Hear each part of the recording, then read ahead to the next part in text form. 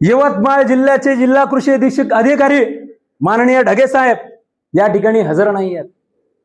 शेतकऱ्यांचं दुःख, वेदना आणि विवंचना कुणाकडे मांडायच्या आम्ही? म्हणून त्यांच्या या चेअरला आज शेतकरी चळवळीच्या सर्व कार्यकर्त्याच्या वतीनं हार घातल्यात आलेला आहे आणि या हार मध्ये लिहिलेलं आहे, पीक विमा आमच्या हक्काचा नाही कुणाच्या बापाचा, कापसाला, सोयाबीनला, तूर पिकाला पीक विमा मिळालाच पाहिजे। या जिल्ह्याला एक नाही, दोन नाही, तीन मंत्री असताना पीक विमा मिळत कसा नाही? या पीक विम्याच्या सगळ्या घोटाळ्यामध्ये मंत्र्यांचं आणि अधिकाऱ्यांचं प्रॉफिट आहे का हे तपासलं पाहिजे। म्हणूनच आज या शेतकरी चळवळीच्या वतीनं या सरकारचा निषेध म्हणून पीक विमा आम्हाला त्वरित मिळाला पाहिजे, आमच्या यवतमाळ जिल्ह्याचं यादीमध्ये नाव आलं पाहिजे।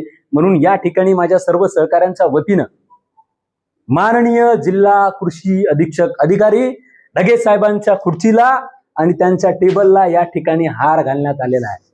या ठिकाणी मी पुनश्च एकदा या सरकारचा, या प्रशासनाचा या ठिकाणी निषेध करतो। निषेध असो, निषेध असो, शासनाचा निषेध असो। फोटो घे।